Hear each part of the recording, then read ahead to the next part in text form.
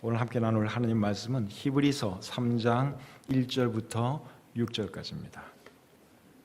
히브리서 3장 1절부터 6절까지의 말씀을 저하고 여러분들하고 한 절씩 교독하겠습니다. 그러므로 함께 하늘의 부르심을 받은 거룩한 형제들아, 우리가 믿는 도리의 사도이시며 대제사장이신 예수를 깊이 생각하라.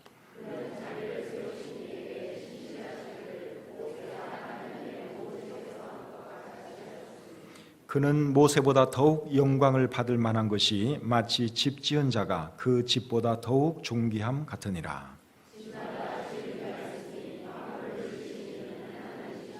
또한 모세는 장래에 말할 것을 증언하기 위하여 하나님의 온 집에서 종으로서 신실하였고, 그리스도는 하나님의 집을 맡은 아들로서 그와 같이 하셨으니 우리가 소망의 확신과 자랑을 끝까지 굳게 잡고 있으면 우리는 그의 집이라. 아멘. 하나님 아버지, 무더운 여름 날씨지만 저희들 건강 지켜주시고 또 귀한 주일을 맞이하여 이곳까지 또 무사히 오시도록 해주신 것 참 감사합니다. 하나님, 우리가 드리는 예배를 기쁘게 받아주시고 우리에게도 큰 은혜가 있는 복된 시간 되도록 역사해 주시옵소서. 우리 중에 아직 주님 알지 못하는 분 계시면 꼭 예수님이 어떤 분인지 잘 알게 도와주셔서 꼭 구원받고 돌아가게 해주시고, 또 이미 믿는 분들은 더욱더 믿음이 견고해지는 귀한 시간 될 수 있도록 역사해 주시옵소서. 모든 시용을 주님께 의탁하오며 예수님의 이름으로 기도드립니다. 아멘. 자리에 앉겠습니다. 오늘은 히브리서 3장 1절부터 6절까지의 말씀을 본문으로 해서 예수를 깊이 생각하라, 이런 제목으로 말씀드리기를 원합니다. 히브리서는 히브리 그리스도인들을 대상으로 기록된 글입니다. 히브리 그리스도인들이 예수를 믿기 전에는 다 유대교를 믿었지요. 유대교는 구약 성경도 믿고 구약 성경이 말하는 여호와 하나님도 믿지만 누구를 안 믿습니까? 예수님을 믿질 않아요. 예수님이 하나님인 것을 믿지를 않습니다. 오늘날에도 유대교를 믿는 유대인들이 많이 있죠. 기독교와 유대교의 가장 큰 차이는 예수님을 하나님으로 믿느냐 믿지 않느냐, 이 차이라고 할 수 있습니다. 그런데 히브리 그리스도인들에게 그 당시에 어떤 유혹이 있었는가 하면 유대교로 다시 돌아가려고 하는 그런 유혹이 있었습니다. 우리나라 사람들 중에도 이제 조상 숭배를 하다가 예수님을 믿게 되면 어떤 유혹을 받을 수 있는가 하면 다시 제사 드리고 싶은 이런 유혹, 또 옆에서 누가 제사 드리라고 막 푸시를 하거나 압력을 가하면 아주 강한 믿음이 아니고서는 또 제사 드리는 그런 사람들도 간혹 있죠. 그 당시 히브리 그리스도인들이 그와 같았다고 할 수 있습니다. 유대교 믿는 옛 친구들이 예수 믿는다고 핍박을 합니다. 다시 유대교로 돌아오라고 유혹을 합니다. 그러면 믿음이 약한 그리스도인들은 이제 흔들릴 수밖에 없습니다. 그런데 그 당시 히브리 그리스도인들은 믿음이 그렇게 좋지를 못했어요. 오늘 본문에는 그런 것이 안 나오지만 히브리서 5장 12절에 이제 그런 것이 기록되어 있습니다. 제가 한번 읽어드리겠습니다. 때가 오래되었으므로 너희가 마땅히 선생이 되었을 터인데 너희가 다시 하나님의 말씀의 초보에 대하여 누구에게서 가르침을 받아야 할 처지이니 단단한 음식은 못 먹고 젖이나 먹어야 할 자가 되었도다. 그 당시 히브리 그리스도인들에 대한 말씀이에요.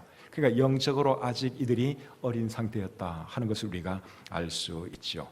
그래서 어떤 사람이 이제 그런 사람들의 믿음을 붙들어주기 위해서 글을 썼는데 그 글이 바로 히브리서입니다.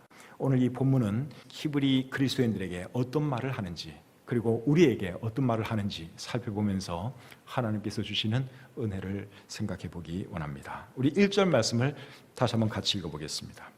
1절입니다. 시작. 그러므로 함께 하늘의 부르심을 받은 거룩한 형제들아, 우리가 믿는 도리의 사도이시며 대제사장이신 예수를 깊이 생각하라. 자, 1절에 어떤 말씀을 하고 있는가 하면 예수를 깊이 생각하라 하는 말씀을 하고 있죠. 왜 이런 말을 하는가 하면 그 당시 히브리 그리스도인들이 자꾸만 유대교로 돌아가려는 거예요. 그러니까 너희들 모세 생각하지 말고 제사제도 생각하지 말고 유대교 자꾸만 생각하지 말고 예수를 깊이 생각해라, 그렇게 권면하는 것이죠. NIV 영어 성경에서는 예수를 깊이 생각하라 하는 이 부분을 예수에게 생각을 고정시켜라, 그렇게 번역을 해 놓았습니다. 상당히 번역을 잘한 것 같습니다. 그러니까 생각을 예수님에게 고정시키라 그 말이에요. 예수를 깊이 생각하는 거나 예수에게 생각을 고정시키는 거나 뭐 이게 같은 의미이죠. 사랑하는 성도님 여러분, 여러분들은 주로 무슨 생각을 많이 하십니까? 살아가면서 이런 생각 저런 생각들 많이 하실 텐데 주로 무슨 생각을 많이 하세요? 여러분의 생각은 어디에 많이 고정되어 있습니까? 어떤 분들은 돈에 생각이 고정되어 있는 분도 있어요. 어떻게 하면 돈 좀 많이 벌 수 있을까? 어떻게 하면 아파트 평수를 잘 늘릴 수 있을까? 이런 거 늘 생각하는 사람도 있고, 또 어떤 분들은 먹고 마시고 즐기는 것에 또 늘 생각이 가 있는 사람들도 있죠. 또 어떤 분들은 성공하고 출세하는 것에 또 많은 생각하는 분들도 있고, 또 어떤 분들은 자기의 자녀나 배우자 또는 손자, 손녀에게 생각이 고정되어 있는 분들도 있습니다. 뭐 다 좋은 거예요. 그런데 우리 그리스도인들은 누구에게 우리의 생각이 가 있어야 되는가 하면 우리 주님 되시는 예수님에게 가 있어야 된다 하는 것입니다. 오늘 본문이 우리에게 지금 그 말씀을 하는 거예요. 다른 생각하지 말고, 물론 생각할 것이 많이 있겠지만 그래도 우리의 생각을 예수님에게 고정시키라고 오늘 이 본문이 우리에게 말씀하고 있는 것이죠. 그런데 1절 말씀을 잘 보면 예수님에 대해서 뭐라고 말씀하는가 하면 우리가 믿는 도리의 사도이시며 대제사장이라고 말씀을 하고 있습니다. 사도라고 하는 말은 보내심을 받은 자, 그런 뜻이죠. 그런데 사도라는 말은 예수님의 12사도에 대해서는 쓰지만 예수님에게 사도라는 말은 잘 안 쓰죠. 우리 다른 성경에는 그런 것이 거의 없습니다. 사실 오늘 이 본문이 유일한 것입니다. 예수님을 사도라고 표현한 그것이 오늘 이 본문이 유일한 말씀이에요. 그런데 왜 예수님을 사도라고 표현을 하느냐? 그것은 예수님이 하나님께로부터 보내심을 받은 분이기 때문에 그렇죠. 요한복음 8장 42절 하반절에 보면 예수님이 이렇게 말씀을 하십니다. 나는 스스로 온 것이 아니요 아버지께서 나를 보내신 것이니라. 그러니까 하나님께로부터 보내심을 받았다는 거예요. 그러니까 예수님이 사도가 맞죠. 보내심을 받은 자니까. 또 요한복음 6장 38절에서는 예수님이 이렇게 말합니다. 내가 하늘에서 내려온 것은 내 뜻을 행하려 함이 아니요 나를 보내신 이의 뜻을 행하려 함이라. 예수님은 하늘에서부터 내려왔대요. 마리아의 태를 통해서 이렇게 나왔지만 근데 예수님은 그렇게 말을 안 하고 하늘에서부터 내려왔다. 그리고 나를 보내신 이의 뜻을 행하려 왔다. 우리 예수님이 그렇게 말씀을 하셨는데 우리 예수님은 우리와는 다른 분이죠. 하나님께서 보내셔서 이 땅에 오신 분이 예수 그리스도이십니다. 그래서 예수님을 오늘 이 본문에서는 사도라고 그렇게 표현하고 있는 것이죠. 또 대제사장이라 그랬습니다.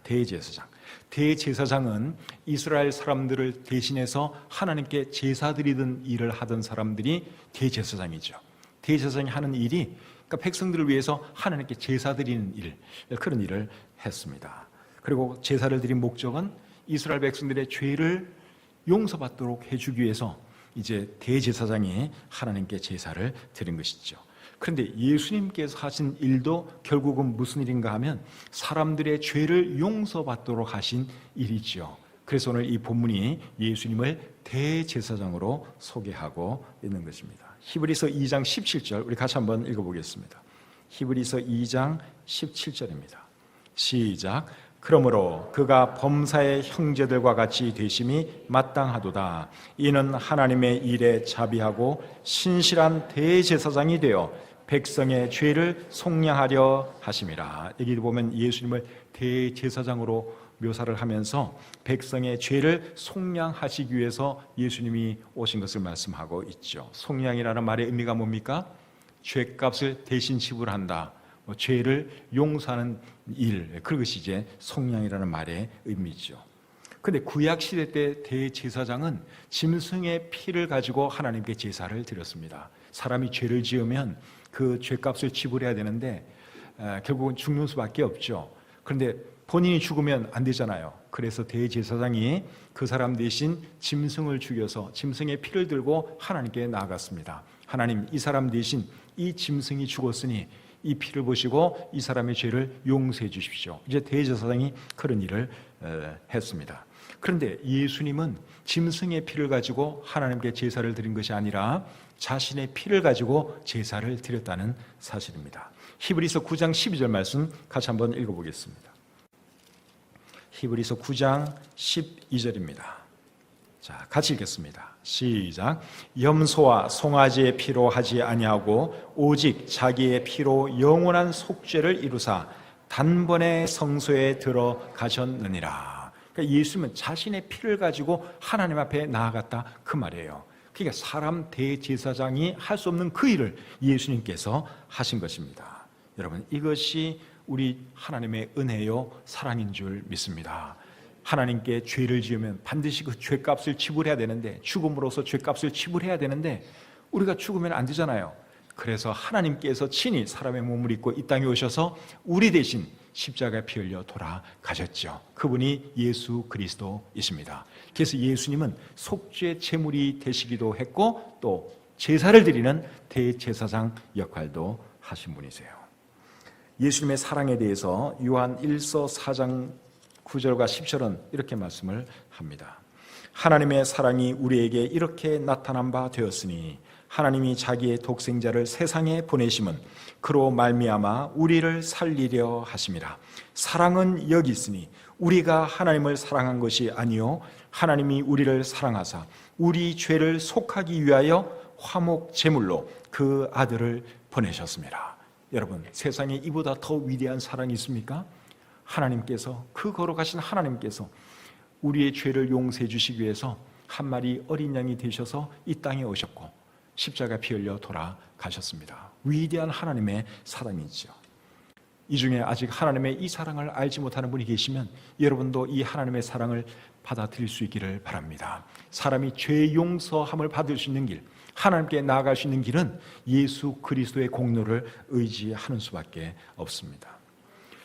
자, 1절 말씀을 계속 보시면 예수님 믿는 사람들에 대해서는 이렇게 표현합니다. 우리 1절 말씀을 여러분 다시 한번 보겠습니다. 1절 상반절을 다시 한번 보겠습니다.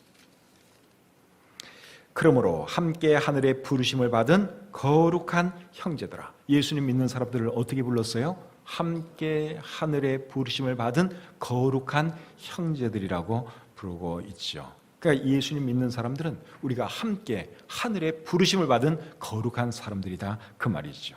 여러분, 왕이나 대통령의 부름을 받아도 그것은 영광입니다. 그런데 우리가 하늘의 부름을 받은 사람들이 되었으니 얼마나 영광스러운 일이에요. 근데 우리가 하늘의 부르심, 즉 하나님의 부르심을 받은 그 이유가 뭔 줄 아십니까? 우리가 의로워서가 아니에요. 우리가 다른 사람들보다 잘난 것이 있어서가 아닙니다. 전적으로 예수님 때문에 하나님의 부르심을 받게 된 것입니다. 에베소서 3장 12절에 이렇게 기록되어 있습니다. 우리가 그 안에서 그를 믿음으로 말미암아 담대함과 확신을 가지고 하나님께 나아감을 얻느니라. 예수님을 믿음으로 우리가 하나님께 나아감을 얻었다고 말씀하고 있습니다. 그러니까 예수님 덕분에 우리가 하나님 앞에 나아갈 수 있는, 하나님의 부르심을 받을 수 있는 그런 자격을 갖추게 된 것이죠. 그래서 우리가 늘 하나님께 감사하시고 예수님에게 감사해야 하는 것이죠. 그리고 또 1절에 보니까 예수 믿는 사람들에 대해서 거룩한 사람들이라 그랬어요. 우리가 거룩한 사람들이라고 여기 말씀하고 있습니다.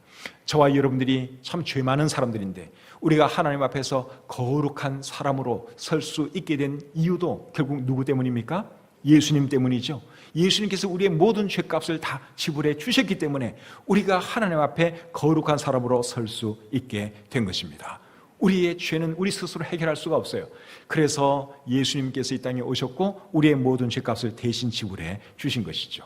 그래서 우리가 하나님께 나아갈 수가 있게 되었고 하나님 앞에 거룩한 사람으로 인정받을 수 있게 된 것입니다. 거룩한 사람이 되었으니까 어떻게 살아야 되겠습니까?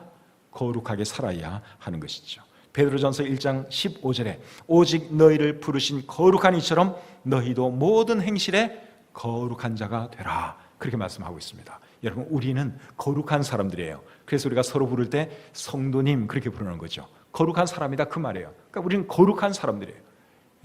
우리가 잘나서가, 우리가 의로워서 거룩한 사람이 된 것이 아니라 예수님의 그 피의 공로 때문에 하나님께서 우리를 죄 없다 해주시고 거룩한 자로 인정해 주시는 것이죠. 그래서 우리는 거룩한 삶을 살아야 하는 것입니다. 어떻게 사는 것이 거룩하게 사는 것이죠?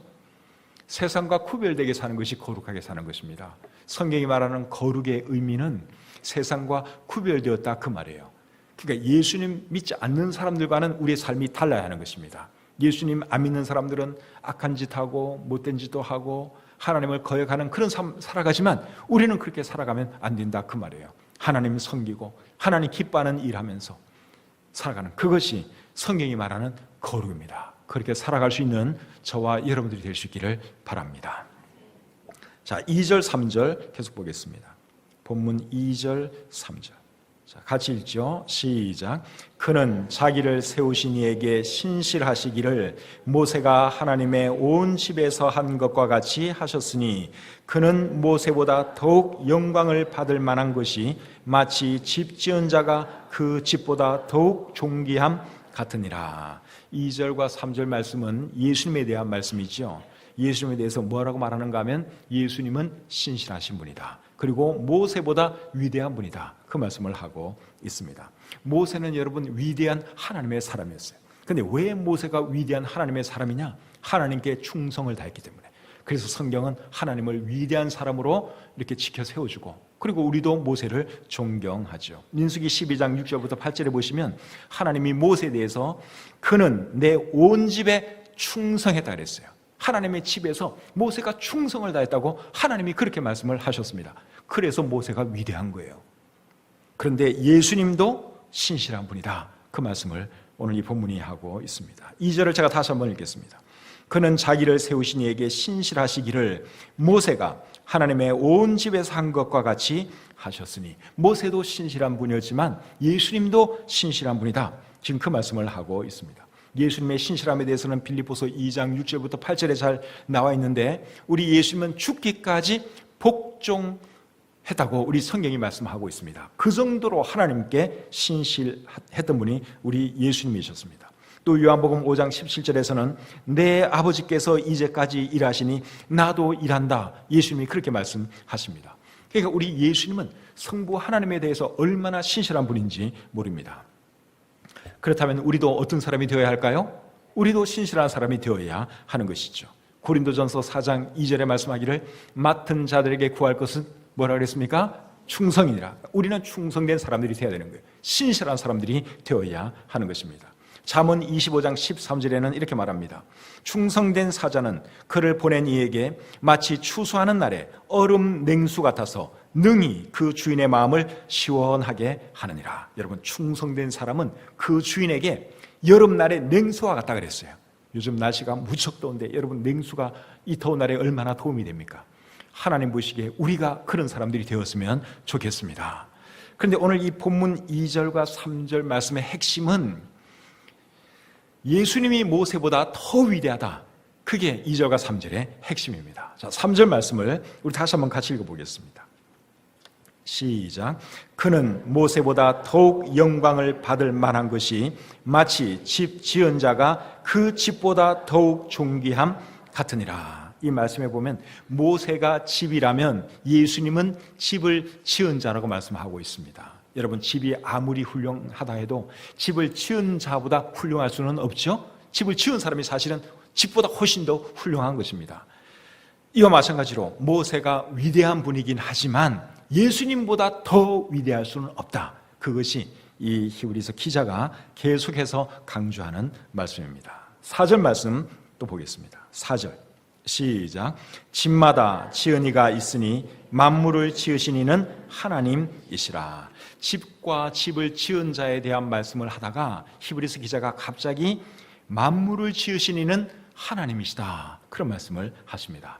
이 말씀 속에는 어떤 의미가 포함되어 있는가 하면 예수님이 바로 그 창조주 하나님이시다. 그런 의미가 내포되어 있습니다. 히브리서 1장 2절에서 히브리서 기자는 이미 예수님이 창조주 하나님인 것을 말했습니다. 히브리서 1장 2절 하반절을 한번 보겠습니다. 이 아들을 만유의 상속자로 세우시고 또 그로 말미암아 모든 세계를 지으셨느니라. 예수님이 창조주 하나님인 것을 히브리서 기자가 말을 하고 있죠. 그리고 오늘 이 본문 4절에서 집마다 지은 이가 있으니 만물을 지으신 이는 하나님이시라. 이렇게 말씀을 하고 있어요. 그리고 그 앞 뒤에는 다 예수님에 대한 말씀이에요.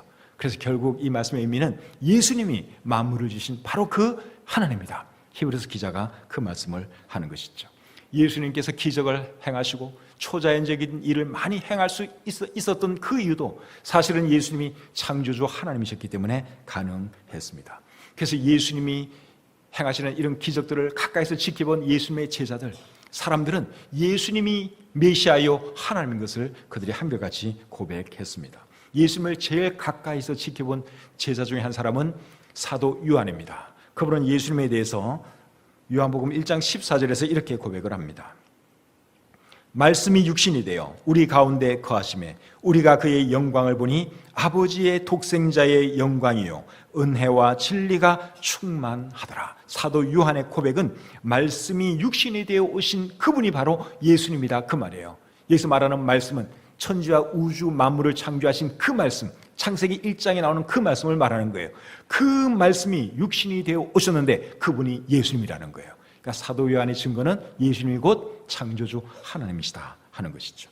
또 의심 많은 제자 토마는 예수님께서 부활하시고 난 뒤에 어떤 고백을 했습니까? 나의 주님이시요 나의 하나님이시니다. 그런 위대한 고백을 했습니다. 참 의심 많은 사람이에요. 그런데도 그가 부활하신 주님을 만나고 난 뒤에는 나의 주님, 나의 하나님, 예수님에 대해서 그런 고백을 남겼습니다. 예수님의 사형을 집행했던 한 백부장은 예수님에 대해서 이런 고백을 했어요. 이는 진실로 하나님의 아들이로다. 이 사람은 예수님 제자가 아니에요. 그냥 형을 집행하는 군인입니다. 그런데 예수님이 십자가에 달렸을 때 놀라운 일이 일어나는 것을 보고 그가 한 말이 이분은 정말 하나님의 아들이 맞습니다. 그분의 입에서 그런 고백이 나왔습니다. 한때는 박해자였다가 나중에 예수님을 믿고 사도까지 된 바울이라는 사람은 로마서 9장 5절에서 예수님에 대해서 이런 고백을 했습니다. 그는 만물 위에 계셔서 세세의 찬양을 받으실 하나님이시니라. 예수님을 하나님이라고 사도 바울은 그렇게 고백했습니다. 여러분들은 예수님이 하나님인 것을 믿으십니까? 그걸 믿어야 돼요. 기독교 신앙에 있어서 제일 중요한 것이 바로 그겁니다. 기독교 신앙의 출발점이 예수님이 하나님이라는 거. 그게 기독교 신앙의 출발점이죠. 그리고 기독교와 유대교의 결정적인 차이도 바로 그 점이라고 할 수 있습니다. 그런데 하나님이신 예수님이 왜 십자가에 달려 돌아가셨느냐? 이미 말씀드린 것처럼 화목 제물이 되기 위해서, 한 마리 희생양이 되기 위해서 예수님이 하나님이셨지만 십자가에 달려 돌아가신 것입니다. 그래서 사람이 구원받기 위해서는 예수님의 그 공로를 의지할 수밖에 없습니다. 사람이 아무리 선하게 살아도 절대로 하나님께 나아갈 수가 없어요. 죄 문제 해결할 수가 없어요. 하나님께 지은 죄, 그 죄 문제를 해결하는 방법은 예수님 믿는 수밖에 없습니다. 예수님, 당신이 나를 위해서 십자가에 피 흘려 돌아가셨군요. 그러면서 예수님께서 하신 일을 받아들이는 거죠. 하나님의 선물을 받아들일 때 하나님께서 죄 용서해 주시고 의롭다 해주시고 구원해 주십니다. 자, 5절과 6절 말씀 계속 보겠습니다. 5절, 6절 상반절까지 제가 읽겠습니다. 또한 모세는 장래에 말할 것을 증언하기 위하여 하나님의 온 집에서 종으로서 신실하였고 그리스도는 하나님의 집을 맡은 아들로서 그와 같이 하셨으니. 5절, 6절 말씀도 예수님과 모세를 비교하는 말씀이죠. 근데 이번에는 예수님과 모세를 어떻게 비교하는가 하면 하나님의 하나님의 집에서 일하는 종이라면 예수님은 하나님의 집을 맡은 아들이라고 표현하고 있습니다. 여기 말하는 하나님의 집은 이런 건물을 말하는 것이 아니라 하나님의 가족, 하나님의 집안을 의미합니다. 구약 시대에는 이스라엘이 하나님의 집이었습니다. 이스라엘 사람들이 하나님께서 택한 백성들이었습니다. 그리고 신약 시대에는 교회, 예수님 믿는 사람들의 이 모임이 하나님의 집이에요. 예수 믿는 사람들이 하나님의 택함 받은 사람들이죠. 그런데 여러분, 오늘 이 본문에서 예수님과 모세를 이 히브리서 기자가 계속 비교하는 그 이유가 뭡니까? 히브리 그리스도인들이 자꾸만 유대교를 생각하는 거예요. 다시 돌아가야겠다. 핍박도 있고 또 옛날에 하던 그 습관도 몸에 남아있고 그러다 보니까 자꾸만 유대교를 생각하는 거예요. 그래서 여러분들 제발 그렇게 하지 말고 예수님을 깊이 생각하십시오. 그 말씀하는 거고, 여러분들이 아무리 모세를 그리워하고 모세를 존경해도 예수님은 모세보다도 더 위대한 분입니다. 그 말씀을 계속 하는 것이죠. 자, 이제 6절 하반절 보겠습니다. 6절 하반절. 자, 우리가 여기서부터 같이 한번 읽겠습니다. 시작. 우리가 소망의 확신과 자랑을 끝까지 굳게 잡고 있으면 우리는 그의 집이라. 끝에 보니까 우리는 그의 집이라 이렇게 말씀하고 있는데, 여기에 우리는 히브리서의 기록자와 수신자를 말하는 거겠죠. 근데 나아가서는 이 글을 읽고 있는 모든 하나님의 사람들이라고 할 수 있습니다. 그래서 우리는 그의 집, 그의 집안, 그의 가족이다, 그렇게 말씀을 하고 있습니다. 그런데 우리가 그의 집이 되려면 어떻게 해야 된다 그랬습니까? 소망의 확신과 자랑을 끝까지 굳게 잡고 있어야 된다고 여기 말씀하고 있죠. 그런데 이 말씀은 이제 하나님의 집이 되기 위한 조건을 말하는 것이 아니라 하나님의 집의 일원이 되었으면 이렇게 살아야 된다, 그런 뜻입니다. 서두에서 말한 것처럼 히브리서의 수신자들은 믿음이 그렇게 굳세지 못했습니다. 그런 사람들에게 히브리서의 기록자가 하는 말이 소망의 확신과 자랑을 끝까지 굳게 잡으십시오, 그 말을 하는 것입니다. 여러분, 이 말은 우리도 잘 들어야 할 말씀입니다. 그래서 우리가 가지고 있는 소망의 확신과 자랑을 끝까지 굳게 잡을 수 있기를 바랍니다. 옆에서 누가 뭐라 그래도 여러분 신앙 흔들리지 마시기를 바랍니다. 예수 믿지 않는 사람들이 여러분을 유혹하고 또 다른 이런저런 잘못된 가르침들이 많이 있지만 절대로 거기에 여러분 치우치지 마시고 한번 믿기로 작정한 예수 그리스도, 그분만을 끝까지 붙드는 저와 여러분들이 될 수 있기를 바랍니다. 그래서 우리가 신앙생활을 잘 해야 되는데, 신앙생활을 잘 하려면 어떻게 해야 되는 줄 아십니까? 교회를 중심으로 신앙생활을 하셔야 됩니다. 오늘 이 본문에서 강조하는 것이 교회는 하나님의 집이라는 거예요. 우리는 하나님의 집이다, 그 말은 교회는 하나님의 집이다, 그 말이에요. 이 건물 말고 믿는 사람들의 모임, 이 모임이 하나님의 집이다, 하나님의 집안이다, 하나님의 가족이다. 본문이 그것을 말씀하고 있죠. 교회는 하나님께서 하나님의 사람들을 보호하고 양육하기 위해서 세운 기관입니다. 그래서 신앙생활을 잘하려면 반드시 교회를 중심으로 신앙생활을 하셔야 됩니다. 요즘은 교회 안 나가고 집에서 혼자 신앙생활하는 사람들이 점점 늘어나는 것 같습니다. 교회 안 나가요. 예수 믿는 사람이에요. 구원도 받은 사람이에요. 근데 교회 안 나가. 그러니까 혼자서 성경 읽고 혼자서 말씀 듣고 혼자 찬송하고 혼자 신앙생활합니다. 그런데 그거는 좋은 신앙생활이 아닙니다. 사람에게 가정이 여러분 얼마나 중요합니까? 사람이 제대로 자라려면 반드시 가정 안에 있어야 되잖아요. 마찬가지로 그리스도인들에게는 이 교회가 가정이에요. 교회가 하나님의 집이에요. 그래서 신앙생활을 바르게 제대로 하려면 반드시 교회를 중심으로 신앙생활을 해야 된다, 그 말입니다. 이해가 되시죠? 그리고 늘 우리가 누구를 생각하며 살아야 되느냐? 예수님 생각하면서 살아야 하는 것이죠. 맨날 돈 생각하고 맨날 어떤 사람 생각하고 맨날 먹고 마시고 놀고 즐기는 이런 생각하면 여러분 절대로 신앙생활 제대로 할 수가 없습니다. 우리 1절 말씀 다시 같이 한번 읽어보겠습니다. 본문 1절 시작. 그러므로 함께 하늘의 부르심을 받은 거룩한 형제들아, 우리가 믿는 도리의 사도이시며 대제사장이신 예수를 깊이 생각하라. 누구를 깊이 생각하라고요? 예수를 깊이 생각. 다른 거 생각하지 말고요, 예수님 깊이 생각하시고. 그리고 신앙생활은 항상 무엇을 중심으로? 교회를 중심으로. 교회는 하나님의 집이에요. 그래서 교회를 중심으로 신앙생활 잘 하셔서 하나님께 큰 영광 돌리는 저와 여러분들이 될 수 있기를 바랍니다. 기도하겠습니다. 하나님 아버지, 오늘도 부족한 종을 통해서 또 하나님의 말씀을 증거하도록 해주시니 참 감사합니다. 하나님의 가족의 일원이 되게 하시고 또 교회를 중심으로 우리가 신앙생활 하시도록 인도해 주신 것 참 감사합니다. 하나님, 우리 삶 가운데 여러 가지 유혹이 있고 시련이 있다 할지라도 늘 하나님 말씀 가운데 굳게 서는 저희들 되게 도와주시고 또 교회를 중심으로 신앙생활 잘 해나가는 저희들 되게 해 주시옵소서. 무엇보다도 늘 예수님 생각하고 예수님을 깊이 묵상하는 저희들 될 수 있도록 도와주시고 인도해 주시옵소서. 우리 중에 아직 하나님 알지 못하는 분 계시며 꼭 예수님을 통해서 하나님 만나게 하시고 하나님의 자녀가 되어서 주님께 영광 돌리는 삶 살아가도록 도와주시옵소서. 주신 말씀을 감사드리며 예수님의 이름으로 기도드립니다. 아멘.